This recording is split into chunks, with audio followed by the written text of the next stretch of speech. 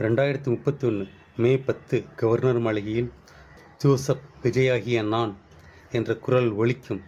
அப்போது விஜய் தொண்டர்களின் கரகோஷம் விண்ணை பிளக்கும். விஜய் முதலமைச்சர் ஆவாரா பார்ட் 2வில் சந்திப்போம். வணக்கம் மக்களே. விஜய் தமிழ்நாட்டின் முதலமைச்சர் ஆவாரா பார்ட் 1 பகுதியின் அந்த இறுதி வரிகளை தான் இப்போ நீங்கள் கேட்டீங்க. அதை பார்க்காதவங்க விருப்பப்பட்டால் போய் பார்த்துட்டு வரலாம், இல்லாட்டி டைரெக்டாக இந்த பார்ட் 2வையே பார்க்கலாம்.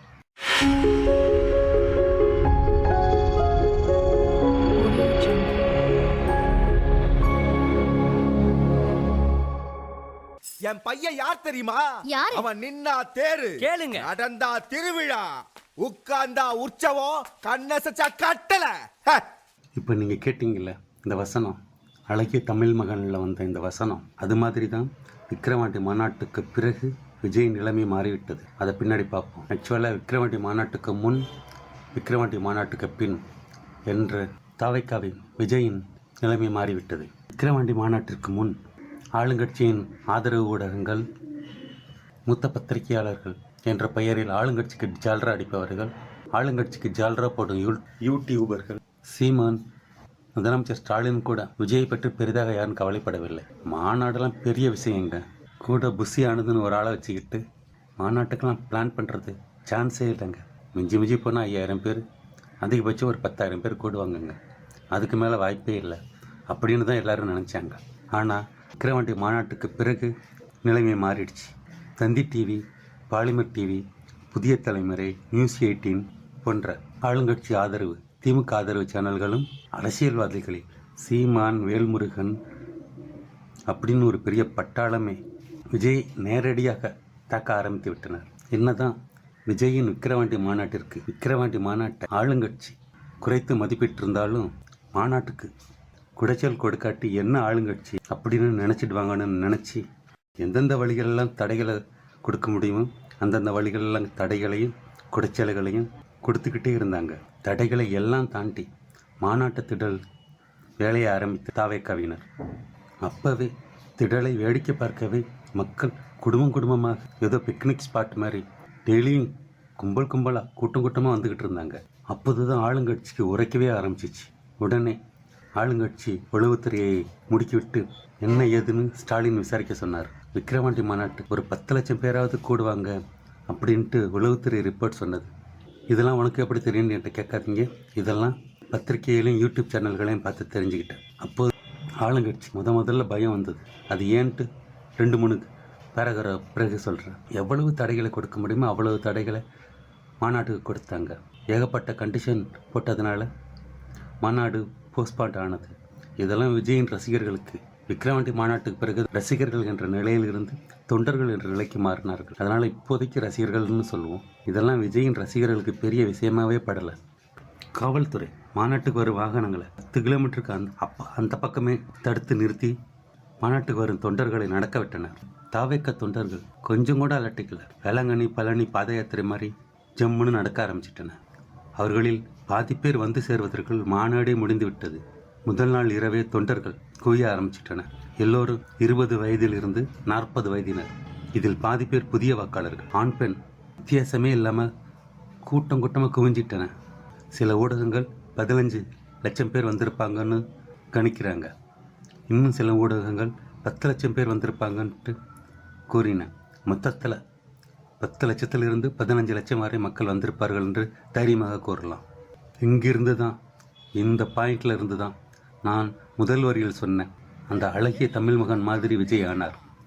விஜய் நின்னா அது பிரேக்கிங் நியூஸ், விஜய் நடந்தா அது டாக் ஆஃப் தி டே, விஜய் பேசினா அது ஹாட் நியூஸ், விஜய் 5 நிமிஷம் பேசினா அடுத்த ஒரு வாரத்திற்கு செய்தி ஊடகங்களில், யூடியூப்புகளில் அதுதான் பேசுபொருள். நேருக்கு கலந்துரையாடல், அரசியல் கருத்தரங்கு எல்லாவற்றிலும் விஜய் பேசியது தான் பேசுபொருள். இந்த இடத்தில் இருந்துதான் விஜயின் எதிர்ப்பாளர்கள் விஜயை குறைச்சி மதிப்பிட்டுட்டோம் அப்படின்னு உணர்ந்து விஜயை தாக்க ஆரம்பித்தனர். என் தம்பி என்று கூறிய சீமான் லாரியில் அட்டி போட்டு செத்து போயிடுவேன் அப்படின்ட்டு தன் பொறாமையை கொட்டினார். இந்த இடத்துல விஜய் மதுரை மாநாட்டில் சொன்ன ஒரு வாசகத்தை சொல்கிறேன். எல்லோரும் கட்சி ஆரம்பித்து விட்டு தமிழ்நாட்டின் ஒவ்வொரு வீட்டிற்கு போக முயற்சி செய்வார்கள். ஆனால் நான், அதாவது விஜய், தமிழ்நாட்டின் ஒவ்வொரு வீட்டிற்கும் போன பிறகுதான் கட்சியே ஆரம்பித்தேன் அப்படின்னு சொன்னார். விஜயின் பிரம்மாண்ட வளர்ச்சியில் ஒவ்வொரு கட்சிக்கும் ஒரு ஆப்பு இருந்துச்சு. முதலில் திமுகவை பார்ப்போம். திமுக விஜய் மீதான இன்றைய இமாலய வெறுப்புக்கு மூல காரணம் ஒன்றே ஒன்று தான். ஏன் விஜயின் மீதான பயம்னு கூட சொல்லலாம். ஏன்னா இன்றைக்கு ஸ்டாலின் வர்சஸ் விஜய் என்ற போட்டியிலேயே விஜய் பலமான டஃப் ஃபைட் கொடுக்குறாரு. சேகர்பாபு, கேஎன் நேரு, துரைமுருகன், மூர்த்தி, பொன்முடி, இந்த ஆபாசமாக பேசுவார் அந்த ஆள் பேரை கூட சொல்கிறதுக்கு எனக்கு விருப்பம் இல்லை. அவர் அப்படின்ட்டு ஸ்டாலின் பேச்சை கேட்பவர்கள். இவங்களாம் ஸ்டாலின் பேச்சை கேட்குறாங்களான்ட்டு ஒரு டவுட் இருக்குது. அதை இன்னொரு வீடியோவில் பார்ப்போம். இவ்வளவு சீனியர்கள் இருக்கும்போதே தாவேக்கா திமுகவிற்கு டஃப் ஃபைட் கொடுக்கிறது. சில இடங்களில் திமுகவை ஏன் ஸ்டாலினையே காலி பண்ணிவிடும் போல தாவேக்காவும் விஜயும் இருந்தார்கள். ஆனால் ஸ்டாலினுக்கு பிறகு விஜய் வர்சஸ் உதயநிதி என்று போட்டி வரும்போது ஜஸ்ட் லைக் தட் விஜய் ஈஸியாக ஜெயிச்சுட்டு போயிட்டே இருப்பார். அப்போ திமுகவின் எதிர்காலம் இந்த ஒரு பாயிண்ட்ல தான் திமுகவினருக்கு, திமுக சீனியர்களுக்கு, ஆளுங்கட்சிக்கு, ஸ்டாலினுக்கு பயம் தொற்றிக்கொண்டது. ஆளுங்கட்சியினருக்கு தூக்கமில்லா பல இரவுகளை கொடுத்தது. விஜய் மீதான தாக்குதலுக்கு முழு அரசு இயந்திரத்தையும் மட்டுமல்லாது தனியார் நிறுவனங்களையும் திமுக பயன்படுத்தினது. விஜய் எங்கே தப்பு செய்வார், எப்போ தப்பு செய்வார், தூக்கி உள்ள போட்டுடலாம் துடித்து கொண்டிருக்கிறாங்க. போதாக்குறைக்கு தந்தி டிவி, புதிய தலைமுறை, நியூஸ் 18, பாலிமர் டிவி, ஏன் தொலைக்காட்சி ஊடகங்களில் முக்காவாசிக்கு மேலே விஜயை எதிர்ப்பதையே தன் முழு நேர வேலையை வச்சுக்கிட்டு விவாதம் என்ற பெயரில் ஆளுங்கட்சிக்கு ஜாலரா போட்டுக்கிட்டு இருந்தாங்க. விஜயை எவ்வளவு மட்டம் தட்ட முடியுமோ அவ்வளோ மட்டம் தட்டிகிட்டு இருந்தாங்க. ஸ்டாலின் ஒவ்வொரு நாள் எழுந்திருக்கும் போது தவேக்காவின் ஒவ்வொரு செய்தியும் அவருக்கு இடி மாதிரி இறங்கியது. அதனால் தவேக்காவுக்கு என்ன குடைச்சல் கொடுக்கலாம், என்ன செய்யலாம் அப்படின்ட்டே எண்ணம் பூரா இருக்கிறது.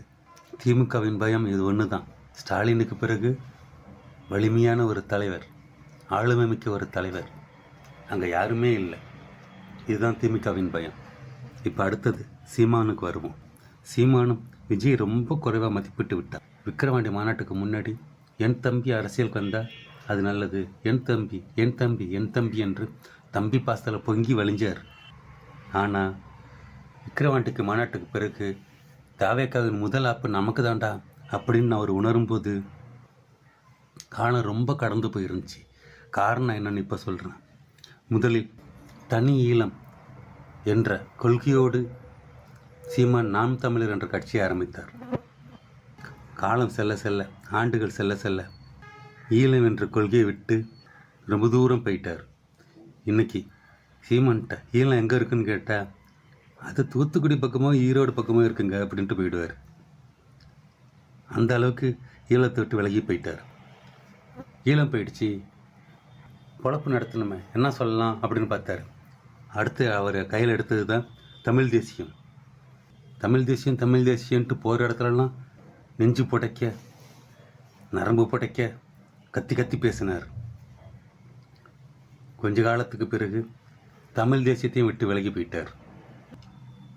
அடுத்தது பெரியாரிசம். எங்கே போனாலும் பெரியார் புராணம், பெரிய புராணத்தை விட பெரியார் புராணம் தான் ரொம்ப அதிகமாக அவர் பேசியிருப்பார். காலம் செல்ல செல்ல பெரியாரையும் விட்டு விலகி இது பெரியார் மண் அப்படின்னு சொல்கிறாங்க, ஆனால் எங்களை பொறுத்தவரைலாம் பெரியாரே ஒரு மண்ணு தான் அப்படின்னு சொல்லி ஏறக்குறைய தமிழ்நாட்டில் உள்ள அத்தனை பேர்ட்டையும் வாங்கி கட்டிக்கிட்டார். அதனால் பெரியாரையும் விட்டு விலகி போயிட்டார்.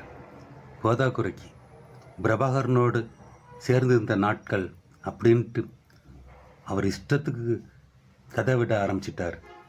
அவர் பிரபாகரனோடு இருந்ததாக சொன்ன நாட்களை கணக்கிட்டால் ஒரு 10-15 வருஷம் காலம் வரும். ஆனால் அவர் பிரபாகரனோட இருந்ததே 7 நிமிஷம்தான். அதில் பிரபாகரனோட அவர் தனிப்பட்ட முறையில் அவர் சந்தித்தது வெறும் 2 நிமிஷம்தான் அப்படின்ட்டு சொல்கிறாங்க.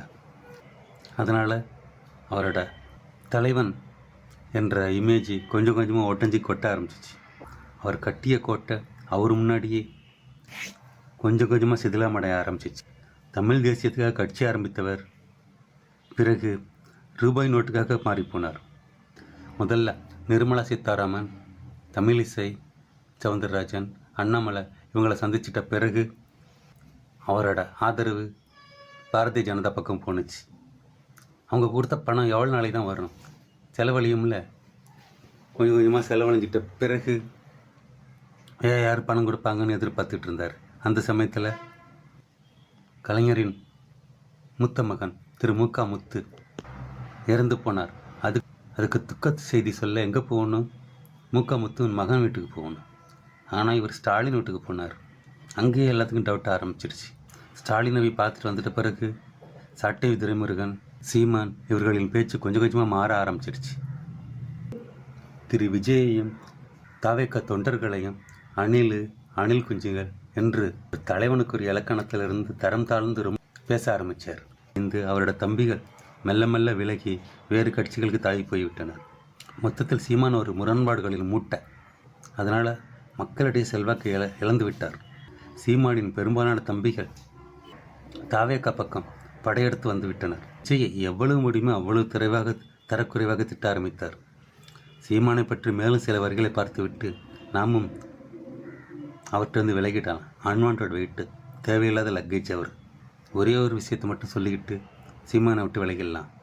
தளபதி என்பது தலைவிதி என்றும் டிவிகே என்பதும் டிவிகே என்றும் கேட்டால் ஒரு நல்ல காது மூக்கு தொண்டை டாக்டரிடம் போய் மருத்துவம் பார்த்துக்கொள்வது நல்லது. மேலும் வயிற்றெரிச்சலுக்கு ஜெலுசிலும் நல்ல மனநல டாக்டரிடம் போய் மருத்துவம் எடுத்துக்கொள்வது நல்லது. அணில் என்று கூறுவதும் அணில் குஞ்சு என்று கூறுவதும் நாளாந்திர ரசிகர்கள் பேசும் பேச்சு. இன்று விஜயின் ரசிகர்கள் தொண்டர்கள் என்ற இடத்துக்கு வந்துவிட்டனர். ஆனால் சீமானின் தொண்டர்கள் இன்று நாளாந்திர ரசிகர்கள் என்ற இடத்துக்கு வந்துவிட்டார்கள். தலைவன் அமைவதெல்லாம் இறைவன் கொடுத்த வரோம். சீமான் புராணம் போதும், இதெல்லாம் அன்வான்ட் வெயிட். விக்கிரவாண்டி மாநாடு பெரும் வெற்றி அடைந்தது. அதோடு விஜய் ஓய்ந்து விடவில்லை. பரந்தூர் விமான நிலையம் அமைப்பது தொடர்பாக அந்த மக்களை நேரடியாக சந்தித்து ஆறுதல் கூறிய பூத் கமிட்டி மாநாடு அமைத்து 10ஆம் வகுப்பில் 12ஆம் வகுப்பில் அதிக மார்க் வாங்கியவர்களுக்கு பரிசுகள் வழங்கி அஜித்குமார் மரணம் தொடர்பாக வீட்டுக்கே சென்று ஆறுதல் கூறியது. லாக்அப் டெத் சம்பந்தப்பட்ட குடும்பங்களை அழைத்து ஆர்ப்பாட்டம் செய்தது. விஜய் முழுநேர அரசியல்வாதியாகிவிட்டார். மத்திய மாநில ஆளுங்கட்சிகளை தொடர்ந்து விமர்சனம் செய்து கொண்டே இருந்தார். முதல்வர் திரு ஸ்டாலினுக்கு யார் ஐடியா கொடுத்தார்களோ என்று தெரியவில்லை. விஜய் மாதிரியே ஐவரி கலர் பேண்ட்டும் வெள்ளை கலர் ஷர்ட்டும் போட்டுக்கிட்டு ஒரு சோஃபாவில் அமர்ந்து கொண்டு தமிழ்நாட்டு மக்கள் எல்லோரும் என்னை அன்பாக அப்பா என்று அழைக்கிறார்கள் என்று வேறு பேட்டி கொடுத்தார். எனக்கு தெரிஞ்சு யாரும் அவர் அப்பான்னு அழைக்கவே இல்லை. நடிக்கவும் ஆரம்பித்து விட்டார். ஒரு நடிகர், அதாவது திரு விஜய் ஒரு மாபெரும் தலைவன் ஆகிவிட்டார். ஒரு மாபெரும் தலைவன், அதாவது திரு ஸ்டாலின் நடிகர் ஆகிவிட்டார். திரு ஸ்டாலின் அவர்கள் விஜய் மாதிரியே ஆடை அணிந்து கொண்டு பேசுவது எதிர்கட்சிகளால் மட்டுமல்ல, சம்பந்தப்பட்ட திமுகவினராலேயே பெரிதளவு விமர்சனம் செய்யப்பட்டது. விஜய் 2026 ஆண்டு தேர்தலுக்கான வேலையை தொடங்கிவிட்டார். வேறு வழியில்லாமல் ஆளுங்கட்சியான திமுகவும் அதிமுகவும் தேர்தல் வேலையை ஆரம்பிக்க வேண்டிய கட்டாயத்திற்கு ஆளானார்கள். திரு ஸ்டாலினும் திரு எடப்பாடி பழனிசாமியும் ஆளுக்கு ஒரு பெயரில் மக்களை சந்திக்க கிளம்பிவிட்டனர். விஜயின் போர்ப்படை தளபதிகள் களத்தில் இறங்கி வீடு வீடாக சென்று மும்முரமாக வேலை செய்ய ஆரம்பித்து விட்டனர்.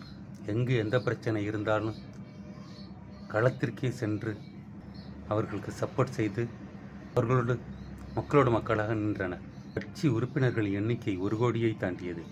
இதுவே ஆளுங்கட்சிக்கு மேலும் பெரும் தலைவலியை. விஜய் வேகத்தை எப்படி தடுத்து நிறுத்துவது என்று தெரியாமல் தடுமாறினார்கள் ஸ்டாலினும் அவர்களின் சகாக்களும். இந்த சமயத்தில் திரு உதயநிதி ஸ்டாலின் சீனிலேயே இல்லை. களத்தில் விஜய்க்கு போட்டியாக இருக்க வேண்டிய சமயத்தில் காணாமல் போனார். உளவுத்துறை ரிப்போர்ட் விஜயின் வாக்கு வங்கி தொடர்ந்து அதிகரித்து கொண்டே இருக்கிறது என்று அறிவாலயத்திற்கு ரிப்போர்ட் அனுப்பி கொண்டே இருந்தது. ஊடகங்கள் விஜயை கடுமையாக தாக்கி விமர்சனங்கள் செய்து கொண்டிருந்தாலும் விஜய் எங்கு போகிறாரோ அங்கு பல மணிகள் முன்னாடியே போய் லைவ் டெலிகாஸ்ட் செய்து கொண்டு கல்லா கட்டினார்கள். Coimbatore road show, Madurai road show எல்லாவற்றிலும் தொலைக்காட்சிகள் மட்டுமில்லாது யூடியூபர்ஸும் மணிக்கணக்கில் காத்திருந்து லைவ் டெலிகாஸ்ட் செய்தனர். ஆக்ஷன் காட்சிகளுக்கு இடையில் ஒரு காமெடி காட்சியும் அரங்கேறியது. விஜய் ரோட் ஷோவுக்கு போட்டியாக உதயநிதியும் ரோட் ஷோ நடத்தி செமையாக மொக்கை வாங்கி கொண்டார். பணம் கொடுத்து ஆட்களை அழைத்து வந்து நிறுத்தி உதயநிதி அந்த பக்கம் போனதும் இந்த பக்கம் மக்கள் தங்கள் பேருந்து நோக்கி ஓடியது ஊடகங்களில் பெரும் காமெடி பொருளானது. விமர்சனமானது. இந்த சமயத்தில் தான் விஜய் மதுரை மாநாட்டிற்கான தேதியை அறிவித்தார். ஏற்கனவே எரிகிற தீயில் எண்ணெய் ஊற்றியது மாதிரி ஆகிவிட்டது. மதுரை மாநாட்டில் முதலமைச்சர் திரு ஸ்டாலினின் அப்பா என்ற இமேஜை சுக்குநூறாக உடைத்து தள்ளினார் திரு விஜய். அதை அடுத்த பதிவில் பார்ப்போம். விஜய் முதலமைச்சர் ஆவாரா பார்ட் 3யில் பார்ப்போம். நமது வீடியோவை நிறைய பேர் பார்க்குறீங்க, ரொம்ப சந்தோஷம்.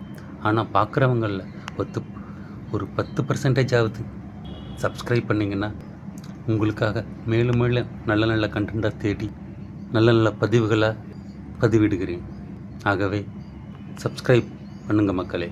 நன்றி, வணக்கம்.